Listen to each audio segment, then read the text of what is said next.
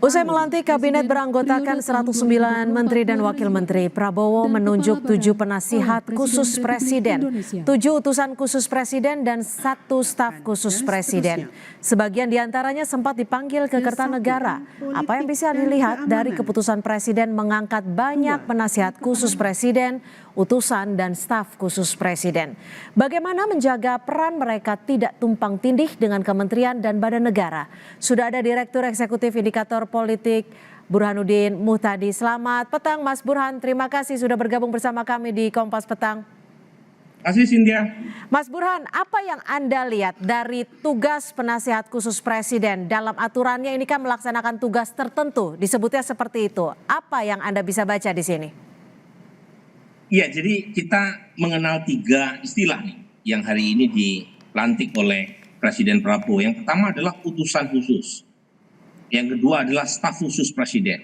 Yang ketiga penasihat khusus presiden. Nah, kita belum tahu kekhususan dari ketiga jenis jabatan baru ini apa saja.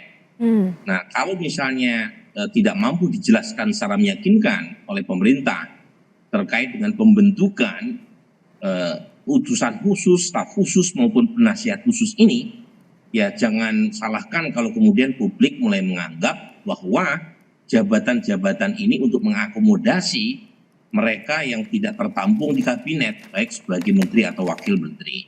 Jadi perlu ada kejelasan berkaitan dengan struktur, berkaitan dengan tupoksi, maupun berkaitan dengan peran. Jadi kalau di swasta istilahnya KPI-nya harus tegas, supaya masyarakat tidak menduga-duga apakah jabatan-jabatan ini sekedar untuk mengakomodasi tim sukses yang tidak mendapatkan tempat di kabinet, ataukah memang betul-betul diperlukan dalam rangka untuk mempercepat program atau janji Presiden Prabowo untuk bisa diwujudkan.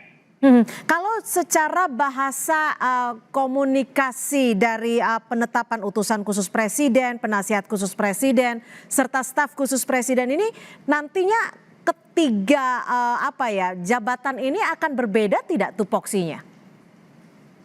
Ya kalau dilihat dari nama sih mungkin saja ada perbedaan. Cuma apakah ada tumpang tindih dengan lembaga yang sudah ada? Contoh misalnya penasihat khusus presiden, beberapa nama disebut, nama seperti Pak Luhut, nama seperti Pak Dudung. Nah itu apakah ada komplikasi dengan Watimpres, Dewan Pertimbangan Presiden? Kan tugas Watimpres juga demikian, untuk memberi masukan kepada presiden, di mana presiden menjadi tujuan utama untuk mendapatkan masukan. Ini apa bedanya dengan penasihat khusus yang sudah ditetapkan dan dilantik hari ini kan? Kan beberapa saya kira Watimpres kan tugasnya kurang lebih sama, memberi nasihat, mungkin lebih umum ya. Kalau yang penasihat khusus presiden ada beberapa yang dilantik hari ini kan sangat spesifik. Kemudian juga apa bedanya dengan utusan presiden? Karena beberapa overlap, tumpang tindih satu sama lain. Dan yang paling krusial, kantornya di mana? Nah, gitu.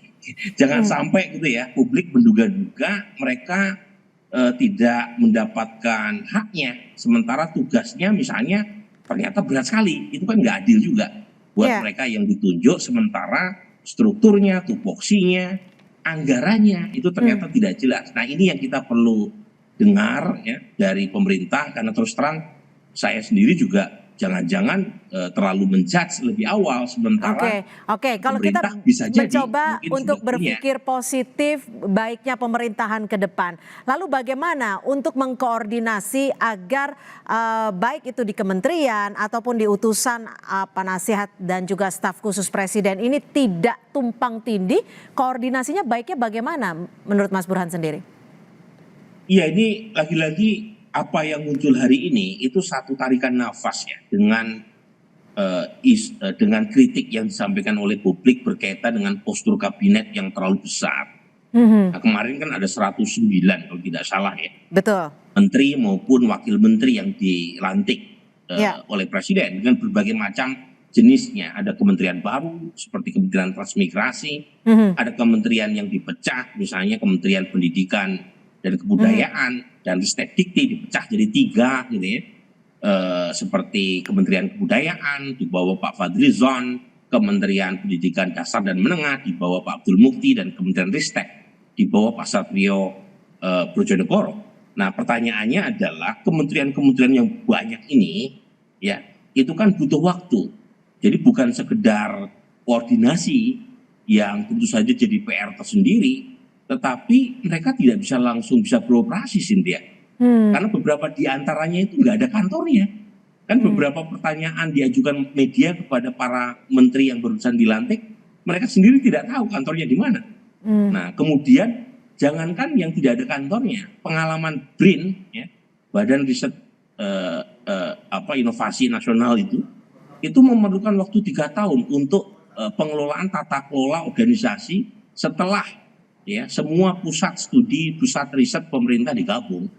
Apalagi yang betul-betul baru, ya. Jadi memang menurut saya ini justru bisa jadi isu tersendiri, terutama berkaitan dengan struktur yang harus didiskusikan dengan Kementerian Keuangan berkaitan dengan anggaran dan Kementerian Kemenpan RB karena ini kan berkaitan dengan struktur birokrasi. Jadi ini rumit ya. Tapi saya berharap betul karena dari kemarin saya tunggu keterangan dari pemerintah ya berkaitan dengan ini, tapi sepertinya masih banyak kebingungan ya, terutama informasi yang saling tumpang tindih satu sama lain sehingga menimbulkan pertanyaan di publik, di pasar juga di sini dia. Lalu bagaimana Mas Burhan dengan tugas tertentu yang disebut dalam tugas dan juga tupoksi dari masing-masing jabatan ini? Menurut Anda sendiri tugas tertentu itu mencakup apa saja sih? Ya kalau kita baca kan misalnya Pak Mardiono, utusan khusus Presiden bidang ketahanan pangan. Setahu saya zaman Pak Jokowi beliau juga mendapatkan tugas yang sama sebagai utusan khusus Presiden bidang pangan ya, lebih umum. Ya. Tetapi yang kita belum tahu ya kalau kita merujuk pada pengalaman sebelumnya, apa yang sudah dilakukan oleh Pak Mardiono waktu menjadi utusan khusus Presiden Jokowi dalam soal pangan, kita kan nggak tahu apa fungsinya, kecuali yang kita tahu bahwa beliau mendapatkan posisi itu setelah menjadi Ketua Umum P3 dan P3 menjadi bagian dari pemerintahan Jokowi ya, pada periode sebelumnya. Nah kemudian ini yang baru lagi nih, Setiawan Ikhlas, utusan Presiden bidang ekonomi dan perbankan. Miftah Maulana, bidang kerukunan beragama dan pembinaan sarana keagamaan. Raffi Ahmad ya. Makanya kemarin dapat gelar doktor gitu ya. Mungkin menyiapkan ini utusan khusus Presiden bidang pembinaan generasi muda dan pekerja seni dan seterusnya dan seterusnya. Ini nama-nama yang bagus sekali ya. Saya sendiri merasa beberapa pos yang dibentuk terutama dalam rangka pembentukan utusan khusus ini bidangnya itu sangat penting ya buat Republik ini.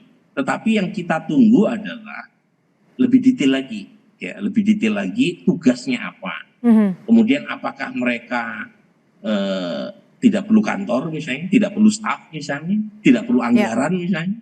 Nah ini hal-hal yang menurut saya masih gelap dan karenanya saya tidak ingin bicara panjang ya, karena saya sendiri juga tidak tahu persis apa yang akan mereka lakukan setelah ditunjuk dan dilantik sebagai utusan khusus Presiden. Baik, kalau begitu nanti kita nantikan seperti apa detail dari tugas dan juga kewajiban dari sejumlah jabatan yang memang baru diisi ini. Terima kasih Mas Burhanuddin Muhtadi, Direktur Eksekutif Indikator Politik sudah berbagi perspektif di Kompas Petang. Selamat sore.